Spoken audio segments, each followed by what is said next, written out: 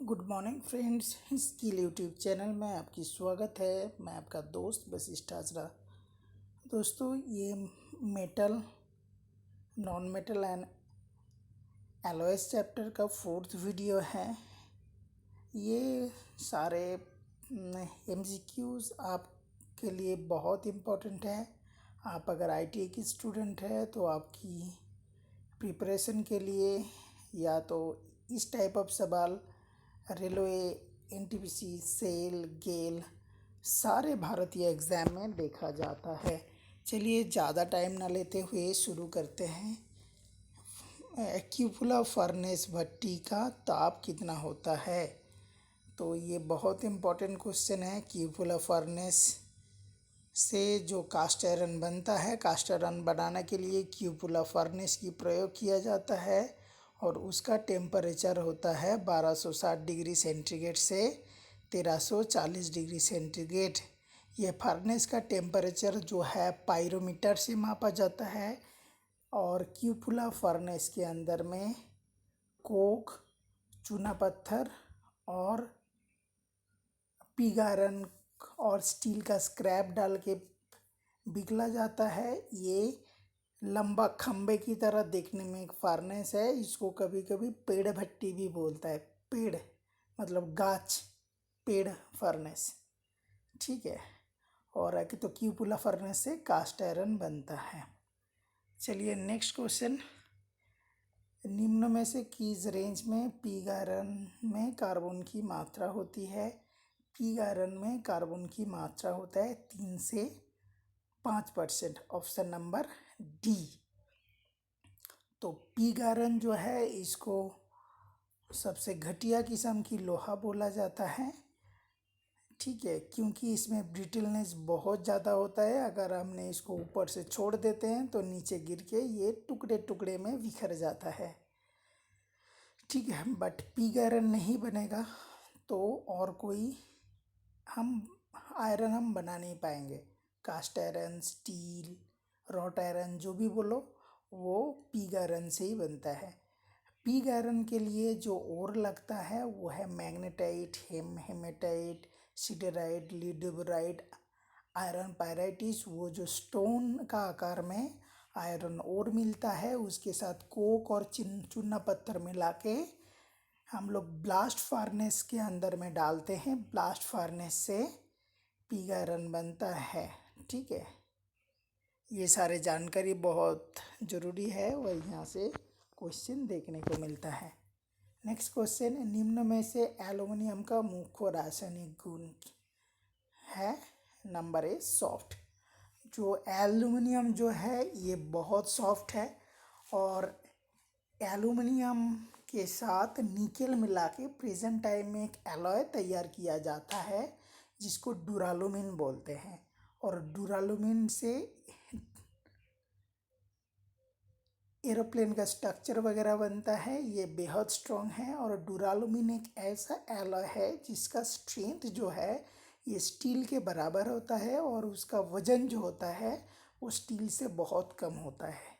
इसलिए present time में डुरालुमिन का यूज़ जो है वो बहुत ज़्यादा दिखता है। प्योर एल्युमिनियम का यूज़ उतना ज़्यादा नहीं होता।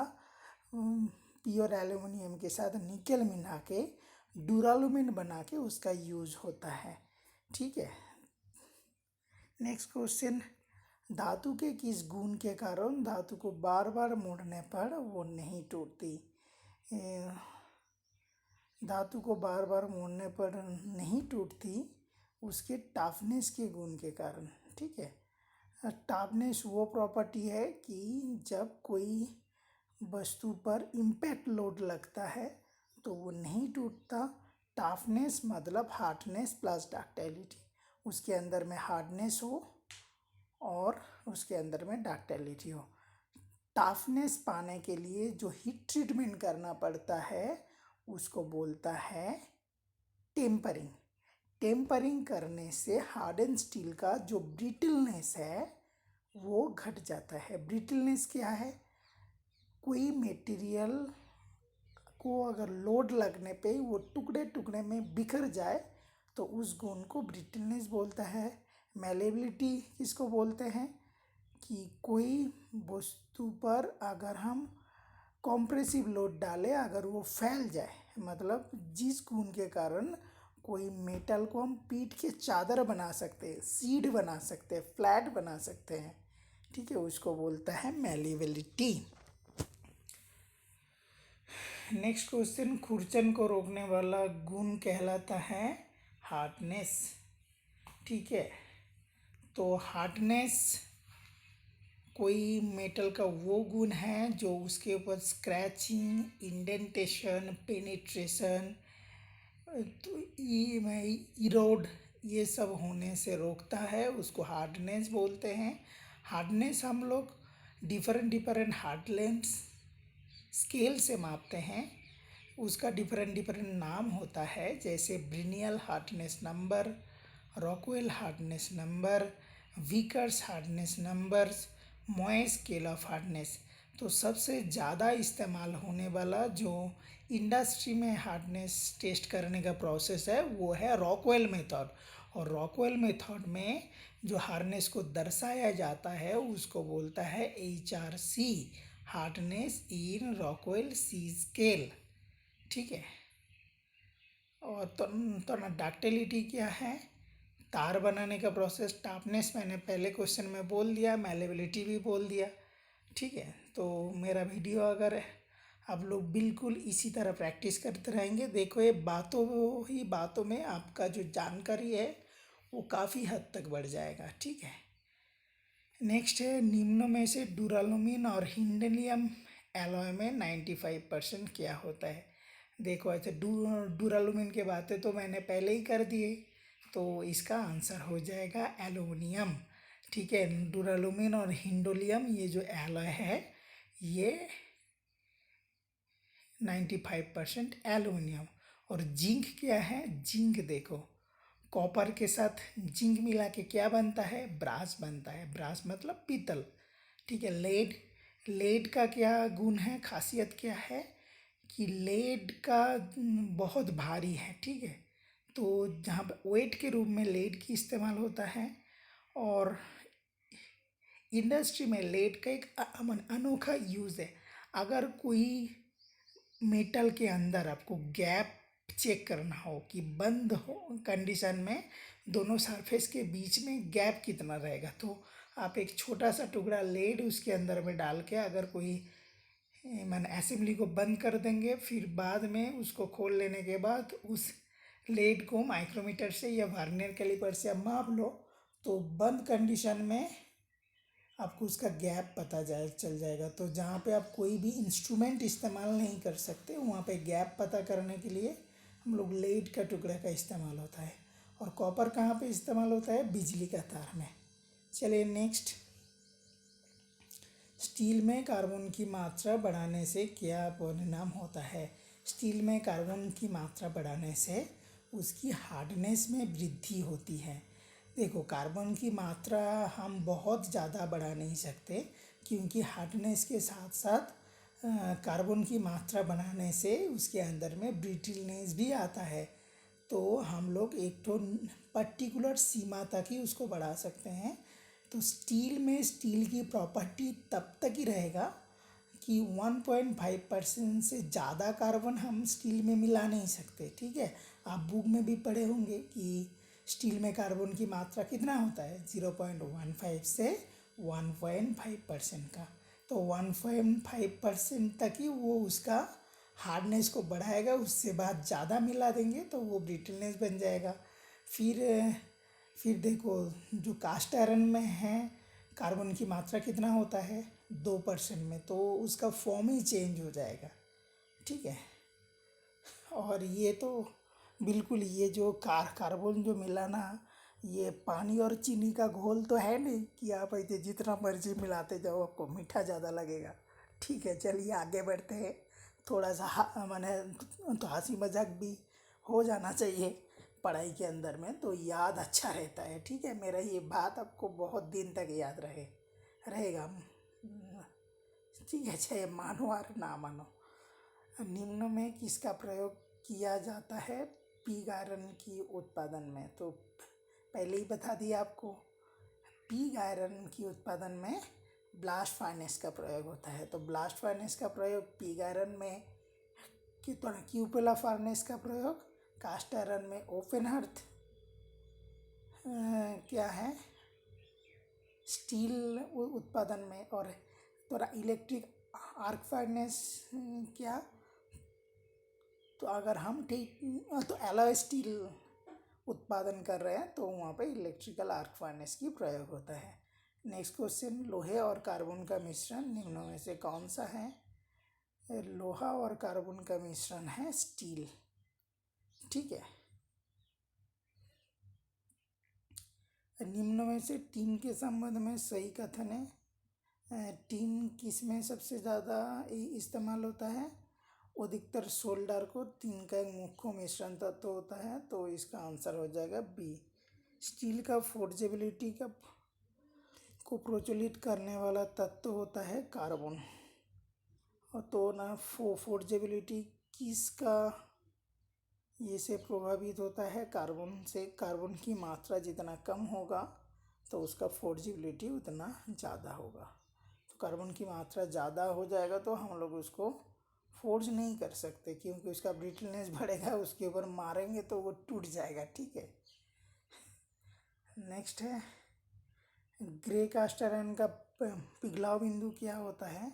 1150 से लेकर 1200 डिग्री सेंटीग्रेड। देखिए ये जो कुछ अच्छा पिघलाव बिंदु है ना, जो मेल्टिंग टेम्परेचर, तो इसको आपको बाई हार्ट करना पड़ेगा, याद रखना पड़ेगा। ठीक है, मेरा ख्याल से आप इसको याद रख लोगे तो आपको कोई दिक्कत नहीं होगा। निम्न में से ग्रे कास्ट आयरन का गुण है, ग्रे कास्ट आयरन का गुण क्या है? ग्रे कास्ट आयरन का गुण है हाई कंप्रेसिव स्ट्रेंथ। ठीक है।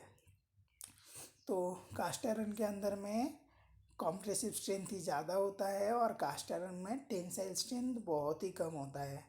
और इसके साथ साथ और कुछ पॉइंट आप याद रख सकते हो, वेरी इंपॉर्टेंट है, कि ग्रे कास्ट आयरन में सेल्फ लुब्रिकेटिंग प्रॉपर्टी देखा जाता है। सेल्फ लुब्रिकेटिंग प्रॉपर्टी उसके अंदर में इसलिए होता है कि उसके अंदर में फ्लेकी शेप की ग्राफाइट होता है। ठीक है। तो उसके अंदर में जो ग्राफाइट होता है वो फ्लेकी शेप का होता है, वो सरफेस के बाहर में रहता है। तो इसीलिए कास्ट आयरन का जो बुरादा को आप हाथ में लेके मसल करोगे, देखोगे आपकी हाथ काला हो जाएगा। तो वो उसका जो ग्राफाइट है वो बाहर आ जाता है।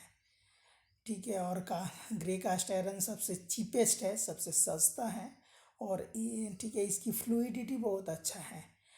जब आप इसको माने पिघलाओगे तो बिल्कुल पानी की तरह हो जाएगा। और बिल्कुल पानी की तरह हो जाने के कारण, ठीक है, ये जब हम कास्टिंग करते हैं तो वो ढांचा जो होता है, वो जो मोल्ड होता है, वो मोल्ड के अंदर में बड़ी अच्छे से ये पहुंचता है। ठीक है। ये सारे ग्रे कास्ट आयरन के गुण बहुत इम्पॉर्टेंट है, बहुत पूछा जाता है, तो ये आपको याद रखना है। निम्न में से किस कारण से शुद्ध अवस्था में एल्युमिनियम की प्रयोग इंजीनियरिंग कार्यों में नहीं किया जाता है? तो ठीक है, शुद्ध अवस्था में एल्युमिनियम की कार्यों इंजीनियरिंग में प्रयोग नहीं किया जाता है। इसका थोड़ा सा हिस्सा तो डिस्कस कर लिए थे। ये है, इसमें स्ट्रेंथ की कमी होती है। ठीक है। तो जब हमने इसके अंदर में निकेल डालते हैं, इसके अंदर में एक प्रोसेस होता है जिसको एज हार्डनिंग बोलते हैं। और एज हार्डनिंग के कारण एल्युमिनियम की स्ट्रेंथ निकल मिलाने से बढ़ जाता है। तो निकल मिलाने से एक एलॉय प्राप्त होता है डुरालुमिन। तो आज का डेट में डुरालुमिन की इस्तेमाल बहुत हो रहा है आपकी तो हवाई जहाज की पुर्जे बनाने से लेके आपकी गेट की दरवाजे तक हर एक जगह डुरालुमिन ही डुरालुमिन दिखता है। ठीक है। तो आज के लिए प्रश्नोत्तर इतना ही, और थोड़ा सा समय मैं आपसे लूँगा कि आप अच्छे से पढ़ाई करते रहो। और मैं कोशिश कर रहा हूँ कि आपको तो ना मैं इतना क्वेश्चन आंसर करा दूँ, इतना समझा दूँ, इतना समझा दूँ कि आप इतना काबिल बन जाओ कि कोई भी एग्ज़ाम्स आपको डर ना लगे, ठीक है। आप कोई भी एग्ज़ाम में जाओगे और बस देखोगे कि मेरे को सारे सारे जो क्वेश्चन नोन आया है, तो आप तब मैंने खुद को तो मैंने खुशकिस्मत समझोगे कि हाँ ये वीडियो मैंने देख लिया था, ठीक है। तो ना अगर हो सके तो अपने फ्रेंड्स लोगों को भी ये वीडियो देखने के लिए बोलना, ठीक है। ये लॉकडाउन में घर में बैठे हैं और ये वीडियो बनाने में मेरे को भी बहुत अच्छा लगता है, और ठीक है, आप लोग को अगर काम आ जाए तो बहुत बढ़िया। ठीक है, चलिए फिर मिलते हैं।